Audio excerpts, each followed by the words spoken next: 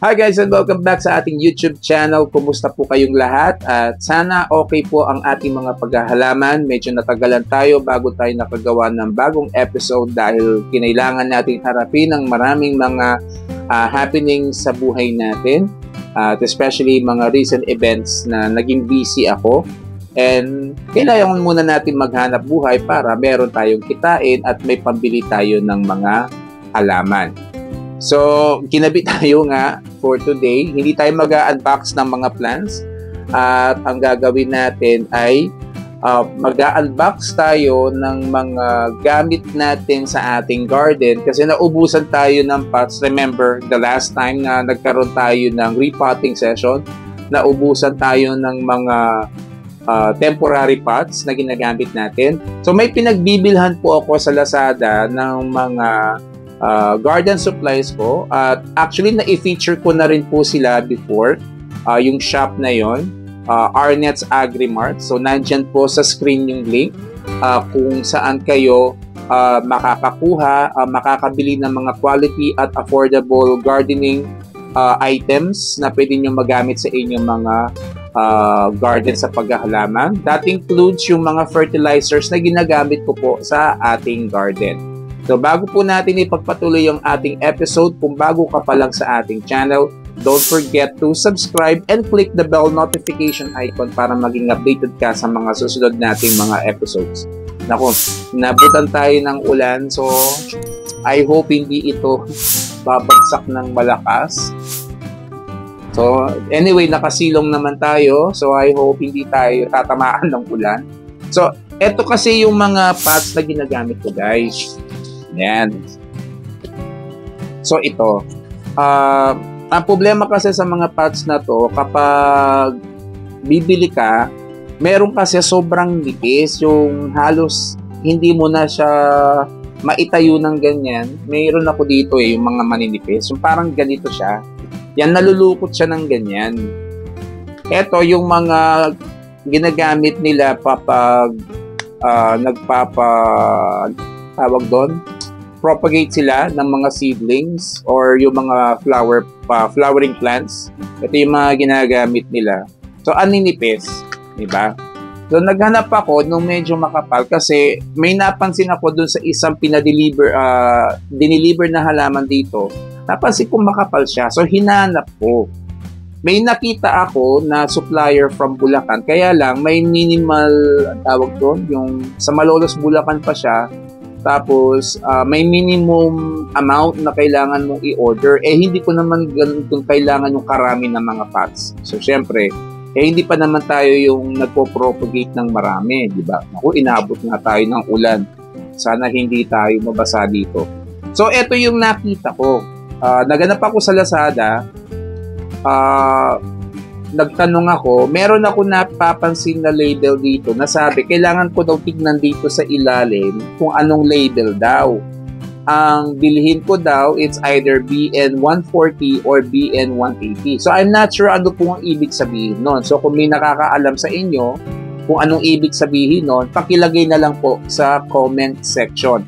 Pero ang napansin ko dito, guys, ito sa nabili ko na to, makapal siya. Ano? Makapal siya. At parang meron siyang design dito sa may taas. Yan, parang meron siyang rough surface. Rough yung surface niya. Tapos marami siyang holes. Yan, kasi yung nabibili ko, wala siyang butas sa gitna. Dito lang siya sa gilid. Ito napansin ko, meron lagi siyang butas sa gitna. So ito, ang alam ko, ang size nito ay 5.5 inches. Ang taas nito. Ang nabili ko, so 5.5 inches. Ang tawag ata dito sa mga to ay Korean white pots, if I'm not mistaken. Nandiyan naman sa screen, makikita nyo dun sa store niya, dun sa store kung ano yung pangalan ng mga pots. So nag-order ako ng white pots before. So, ito yung ginamit ko dun sa mga previous na repotting natin. Hindi ko alam kung meron ako sample dito na mga na-repot ko. Ito. Ito pala. Ayan, ginamit ko siya dito sa copper tone. Kung di ako nagkakamali, itong snake plant na to. So nilipat ko siya dito at mas gusto ko kasi itong ginagamit. Meron kasi akong actually ginagamit before pero medyo maninipis siya. Yan, kagaya niyan. Oh. Maninipis sila. Yan. So ito, if I'm not mistaken, mga 1 year na to sa akin. So nakakita ko ng makapal. Ito. Mapapansin mo ito, ang kaibahan niya dito, ito kulay gray siya sa loob, di ba? Light gray. Ito naman black ang loob niya. Yan. So, nag-try muna ako ng mga, nung nag-Lazada sale, if I'm not mistaken, yung 11.11. So, nag-try ako ng mga, 30 pots na 5.5 inches. So, yun muna yung binili ko, tinry ko.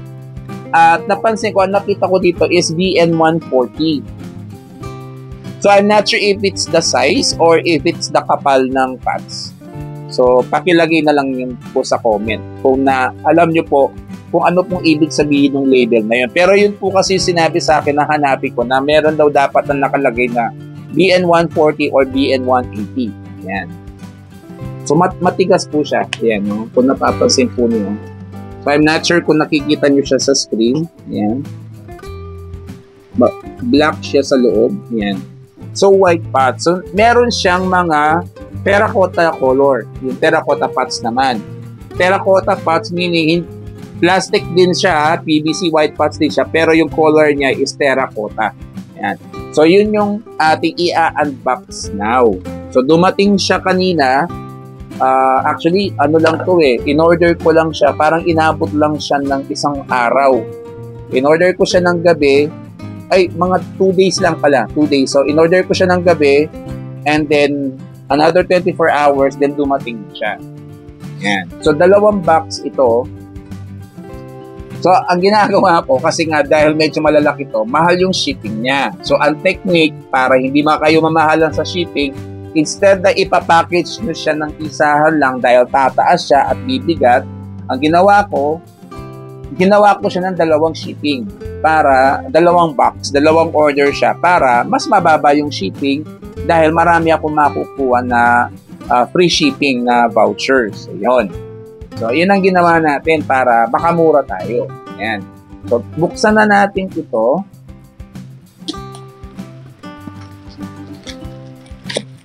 So, ako, ganun ang ginagawa ko, guys, kapag nag-order ako ng mga gardening items sa Lazada. So, tinitignan ko kung medyo madami yung bibilin ko, instead na isang order lang siya, ang ginagawa ko ay sinachap-chap ko yung order ko, ginagawa ko siyang 2 order, 3 order para makamura ako sa shipping. Ayan, another technique yan, ha? Okay. So, buksan natin. Hindi ako nagkakamali, 2 size ito na binili ko. Hindi ko lang kasi makita na dyan kasi sa phone natin. Ayan.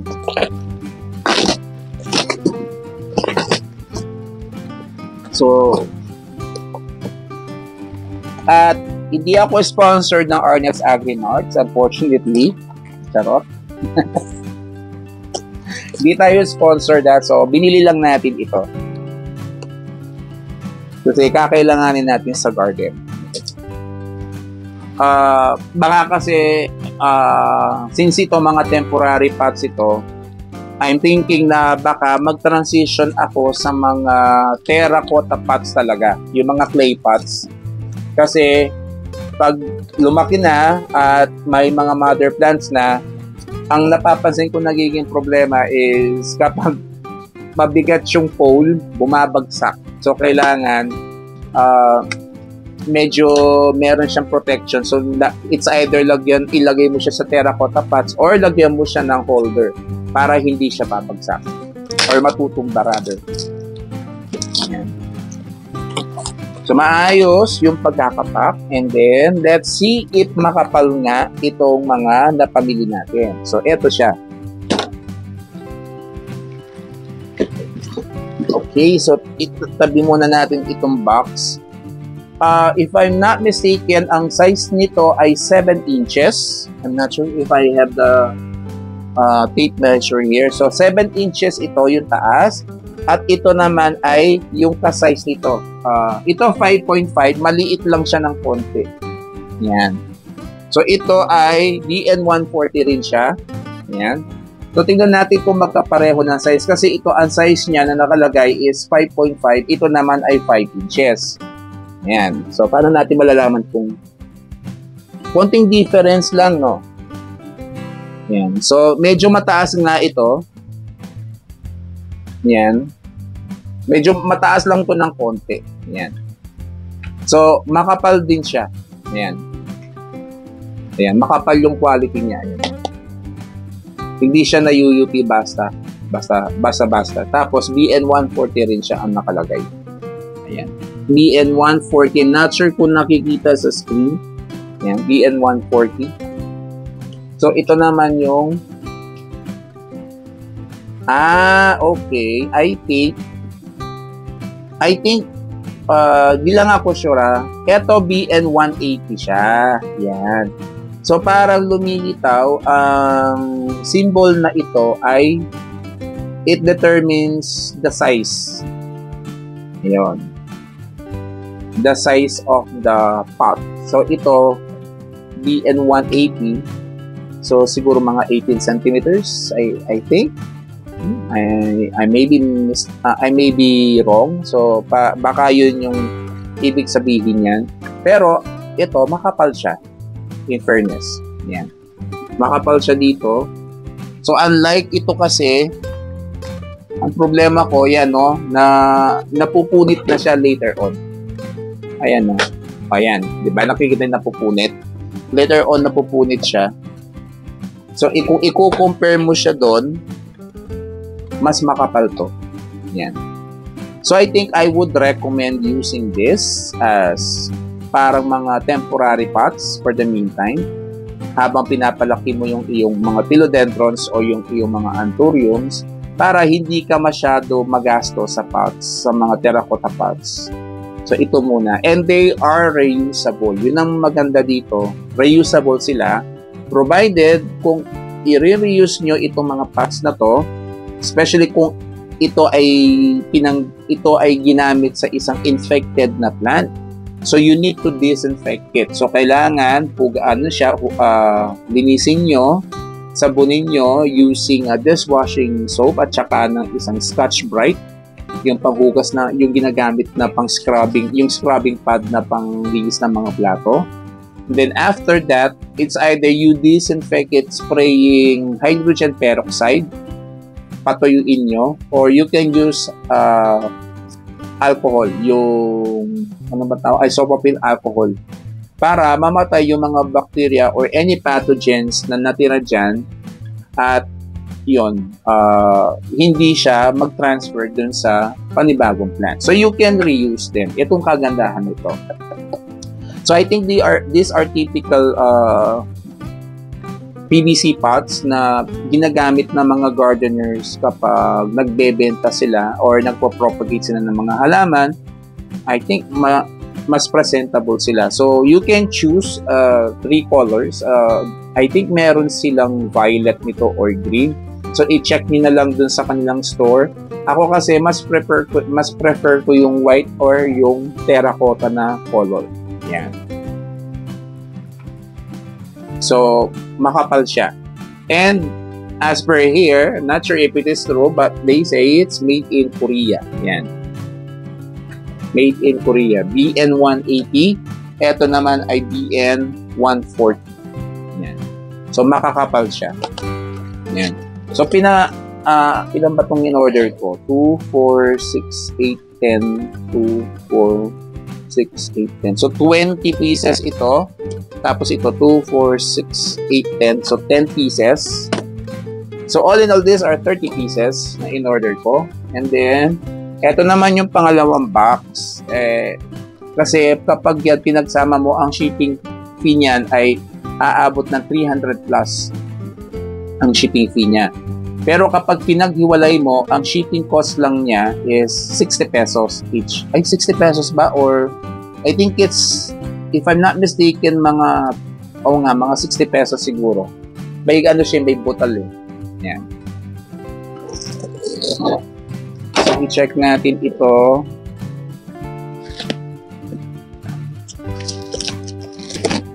Punitin lang natin. So, pinagawa natin ng 2 box.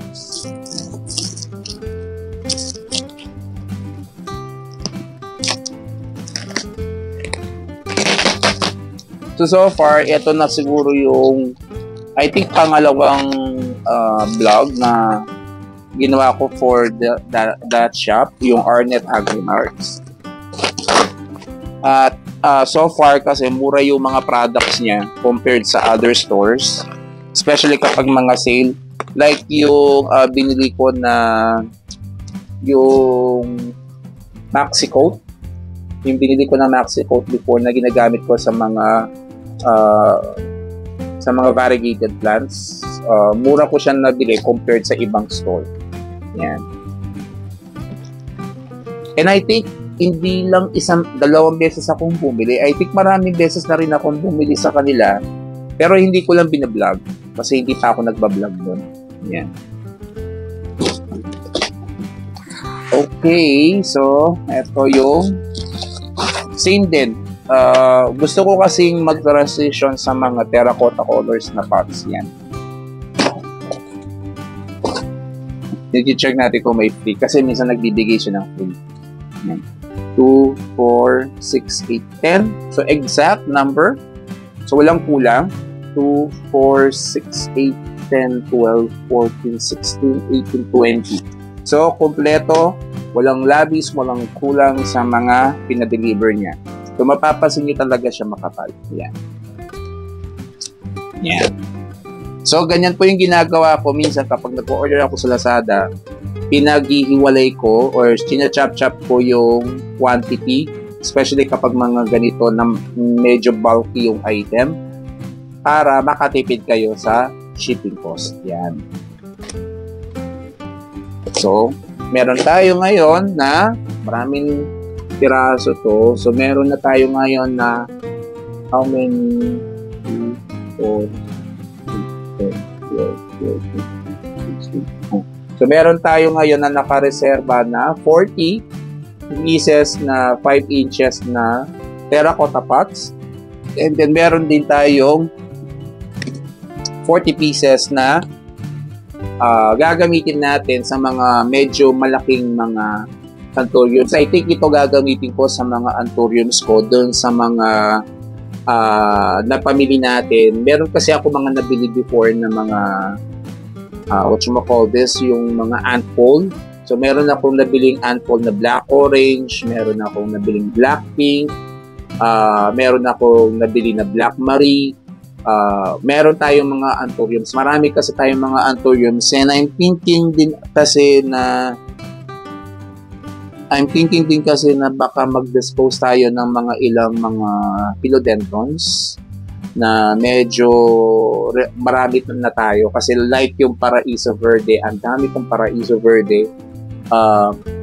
Ano kasi siya, yung dalawa kasi yung mother plant ko na Paraiso Verde. So, ang ginawa ko nga, yung isa chinap-chop ko na, hindi ko pa nga na-propagate yung iba. And then, siguro meron ako dito mga 5 pieces na mga Paraiso Verde na na-propagate ko na, pero hindi ko pa nabibenta. Kasi medyo tumamlay na yung market, bababa na, pero ang lalaki na. So, I'm thinking baka ibibenta ko na lang dito, itatry natin, baka may makakagusto sa mga kapitbahay ko na bumili ng mga Paraiso Verde. And to think that before, ang mga prices yan is around 2,000 to 3,000 ang pinakamurang mabibili mo. So ngayon, even at as low as 150 pesos, makakabili ka ng isang Paraiso Verde. So ganyan na po kabagsak yung mga presyo ng mga halaman. So kung may plano kayo na mag-collect ng mga halaman, I think this is now the perfect time for you to collect plants because napakamura na po ng presyo ng ating mga halaman. So, that's all for today. I hope nakatulong po sa inyo ang video na ito. At kung hindi ka pa po nagsasubscribe, please subscribe to my YouTube channel and click the bell notification icon para maging updated ka sa mga susunod pa nating mga episode. Salamat po sa 697 na nag-subscribe po sa ating YouTube channel. So meron na lang po tayong hinihintay na 303 subscribers na magkukumpleto po sa ating 1,000 subscribers. Then once na-reach po natin yung 1,000 subscribers, doon po tayo magpapa-raffle or meron pa tayong mga pag-giveaway ng mga plans. For the meantime po, hindi ko pa po alam kung kakayanin kung makapag-ship ng Visayas or Mindanao, but let's see po kung ano po yung magagawa natin. So may mga plants po tayo ng mga i-dispose kasi ang dami na po at mag-i-start na rin tayo sa hydroponics gardening natin dahil sobrang mahal na po ng bilihin at hindi na po kakayanin ng budget na makabili pa ng maraming gulay. So I hope we can actually also do gardening and plant vegetables with minimal space requirements using the hydroponics system. So hanggang dito na lang po. Thanks for watching. Happy planting and bye-bye.